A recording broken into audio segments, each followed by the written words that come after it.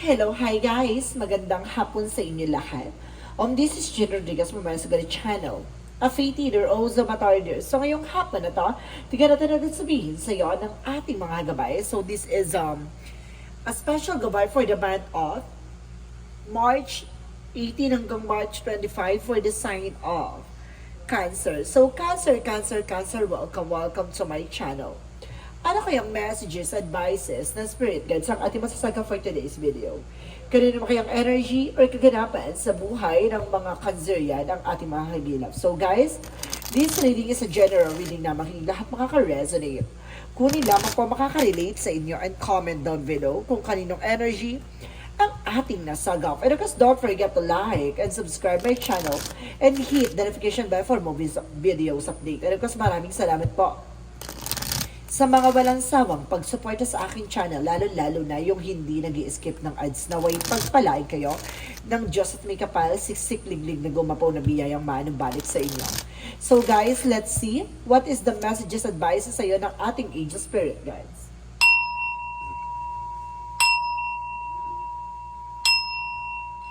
Angel spirit, let's give information po for the sign of Cancer. So there's a Four of Wands, so there's a celebration coming in for you, and there's a homecoming, and of course there's a wedding, engagement proposal. So there's a community rather.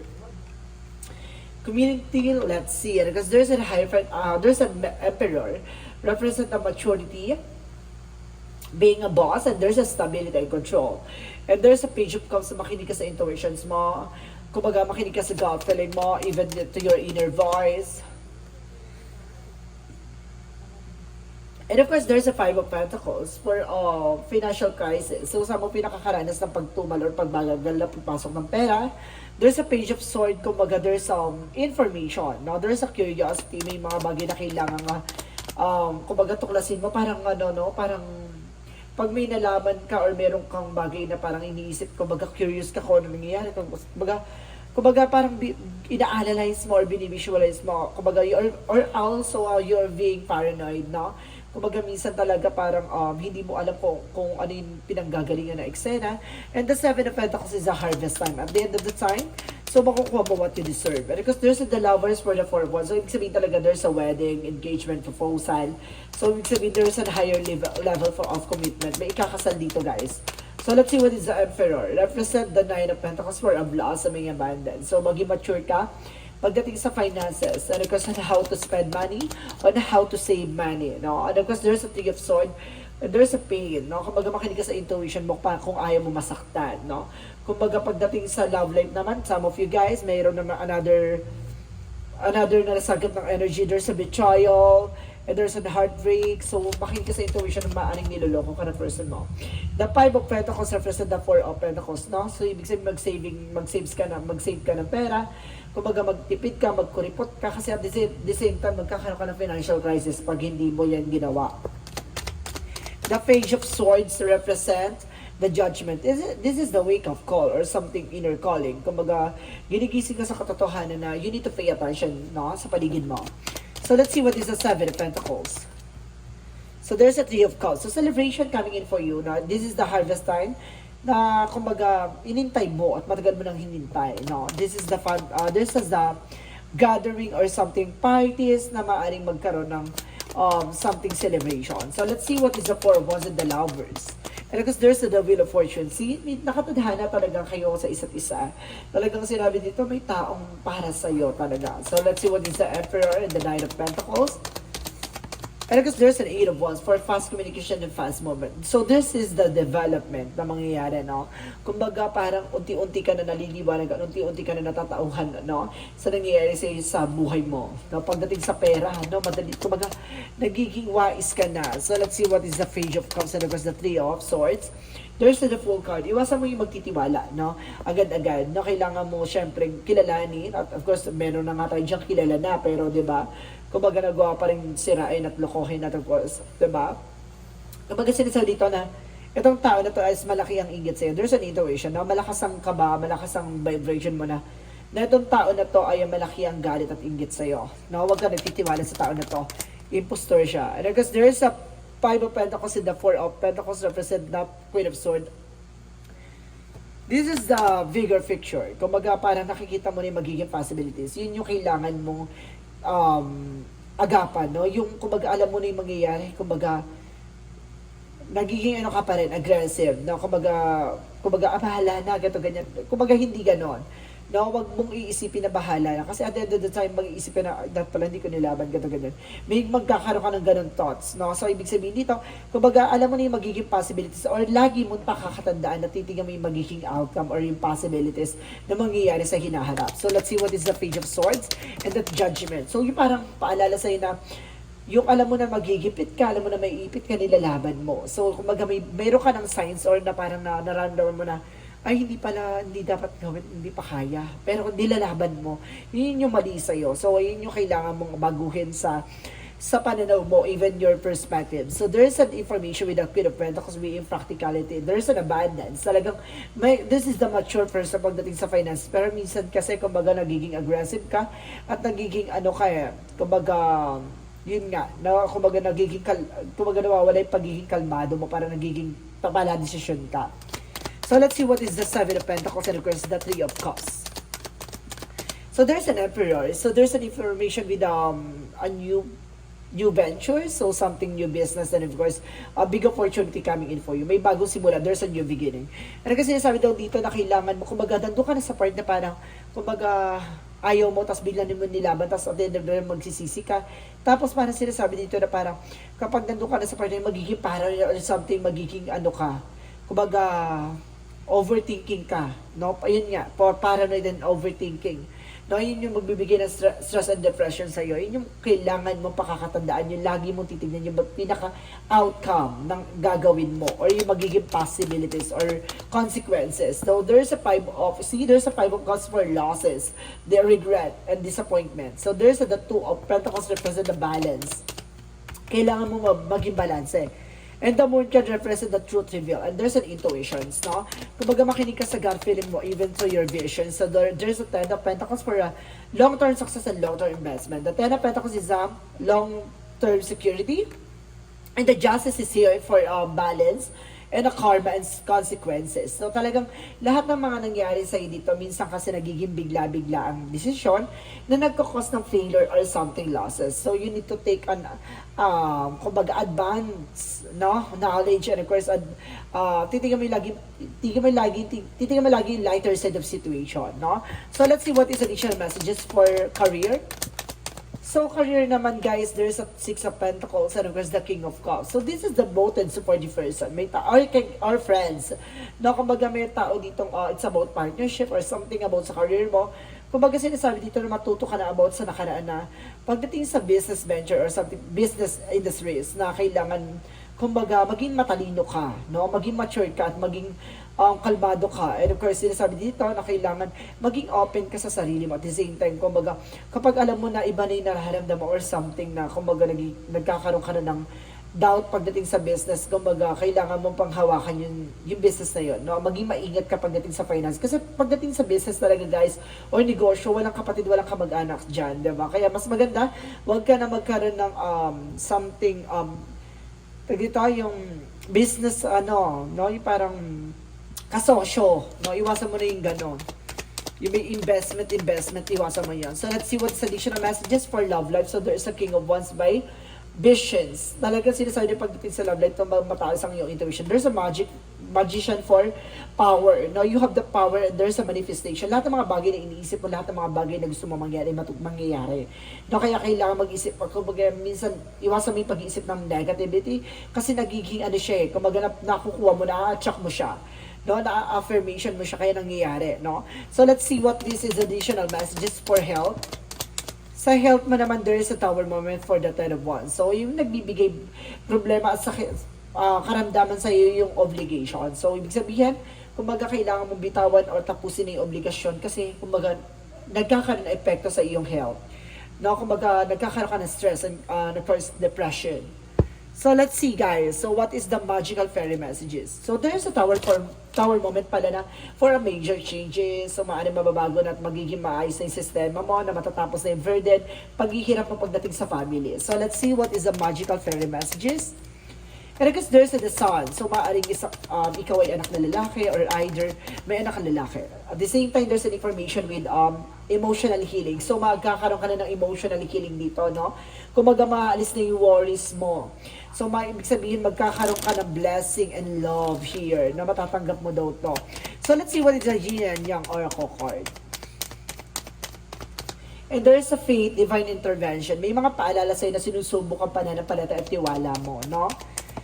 And there is a freedom. So makakalaya ka na sa for worries or financial, kumbaga, magkakaroon ka ng financial freedom dito, no? Para makakalaya ka na sa mga financial crisis, kumbaga, there's a lot of opportunities coming in for you. And of course, there's a fake it. Mag-ingat ka lang kasi may nagbabalat kayo.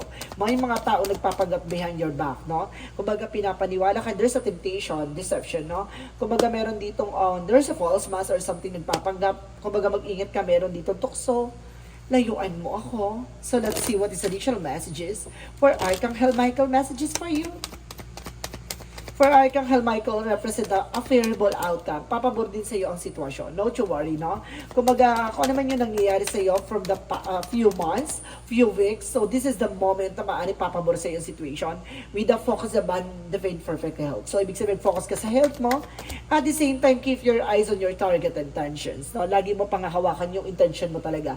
O kung ano yung target mo sa eksena mo. No? So, let's see what is the chakra messages. So, there's a balance, guys, no? Maging balance ka dito. Pero kasi sinasabi dito with the workaholic. So, some of you guys, na pagdating sa trabaho, talagang tutok. Now, there's an impatient. Ito pa, no, kumaga nagkakaroon ka ng impatient. I told you so. Di ba? Nandun pa lang, na parang nawawala yung pagiging kalmado mo o minsan nagiging pala decision ka, nagiging bugnutin ka, nagiging mainitan na ulo mo kasi nga may problema kang pinagdadaanan or either, kumaga ayaw mo ng confusion, no? Ayaw mo ng, kumbaga destruction. So, there's an energy healing. So, maaring kumbaga there's an energy healing, maaring kailangan mo ng gamutan, no? Physical, mental, and spiritual. So, let's see what is the Monsology. For Monsology, represent don't let pride get in your way. No? Alisin mo daw yung pagiging mataas ang pride mo sa mga bagay-bagay. Kasi yung nagbibigay ng blockages for you. And there, of course, there's a nothing will come in this situation. Walang mangyayari sa situation kung hindi ka magtitake ng action. At the same time, the energy is gaining momentum. So, ibig sabihin dito is the moment na, kumbaga tatataktong sa'yo yung mga nangyayari sa'yo ngayon. No? Maaaring, kumbaga itong reading na to, ay maaaring nangyari na yung kaiba dito at may mga bagay na mangyayari pala at may mga bagay na kailangan mong pakakatandaan. So, let's see what is the energy. For Goddess of the Moon, so there's a truth reveal. So may mga katotohanan dito. Of course, there's the Guardian and the Gate for discovery. Kumbaga marami kang madidiscover, marami kang malalaman. And of course, some of you guys, there's a man holding a coin. So some of you, if you are a man, ikaw yung may hawak ng finances. If you are women, so yung person mo yung may hawak ng finances. So let's see additional messages. And there's a void. May mga bagay na kailangan mong iwasan. Tigilan, no? And because there is a new earth, no? It's happening. So, sinangyayari na nga. Hold your vision, guys. And there's a you're not alone. So, you're feeling isolation, no? Kung akala mo nakakulong ka sa situation, no. Ikaw lang ang nag-iisip nun. So, kailangan mo palawakin ang kaisipan mo para makalaya ka sa mga negatibo. Additional messages. So, there's a fear. Maaring natatakot ka, kaya parang pinin mo nakakulong ka sa situation. Kasi natatakot ka sa mga possibilities. No? At the same time, there's an information with the service. So, some of you, public servant or something services yung trabaho. And because there's an imaginations. No? Gamitin mo ang iyong intuition sa pagbibigay ng mga bagong solusyon or pagbibigay ng mga bagong idea. Ano? Kumaga, may mga bagay dito na magagamit mo yan. At the same time, there's a support and guidance. No? Kumaga, sinusuportahan ka at ginagabayan ka ng ating angel spirit. Additional messages. And of course, guys, there's a daydream. So, ibig sabihin dito, there's an imagination talaga, no? Kumaga, mataas ang iyong imagination. There's a psychic abilities, guys. Talaga malakas ang intuition mo, ha? Kasi you are a water sign. So, water sign is a very analytic person. Very, observant. So, let's see what is additional messages. For Archangel Raphael, So there's a sunlight. So kailangan mo ng kumbaga magpa-araw, no? Iba kasi yung vitamins na nadadala ng nung araw, ng sunlight. So let's see what is the angel's answer. Kasi malakas na kasi ang sa kapag nagpapa-araw ka, iba kasi yung kaya minsan talaga nakakatulong ang sunlight for hair fall, for to stronger bones. Pero kasi sinasabi dito, there's a yes. No? Kumbaga may kasagutan sa mga katanungan mo. At the same time, there's an unlikely. May mga bagay na hindi mo lang magugustuhan. And this situation will improve. No? Magbabago na ang sitwasyon. No? Kumbaga hindi mo man gusto yung mga bagay na mangyayari ay mangyayari talaga. No? May mga bagay na talaga na kailangan mong subukan. No? So let's see what is the romance angels. Pagdating sa love life, so there's a passion. No? Kagamitin mo lang, gawin mo kung ano yung mga bagay na makakapagpasaya sa'yo. At the same time, so there's chemistry. May chemistry kayong dalawa na person mo, or either may taong darating, or either nagkaroon ng separation na maaaring bumalik yung person mo. So, ibig sabihin siya kaya siya bumalik, there's a chemistry behind. At the same time, there's a very soon, no? Soon, maaaring isakay-kasal kayo or something, magkaroon kayo ng something level up pagdating sa love life, no? Pagdating sa commitment, magkaroon kayo ng higher level of commitment. At the same time, there's the Jesus loving quote said, what things soever you desire when you pray, believing that you will receive them, and you shall have them. So see, lahat ng mga bagay na mga hinihiling mo at yung mga inaasam mo ay maaari mong ipagdasal at maniwala ka na matatanggap mo yan. No? Kung ayon sa kalooban ng Diyos, ibibigay niya sa iyo yung mga bagay na hiniling mo. So let's see what is the angel's number.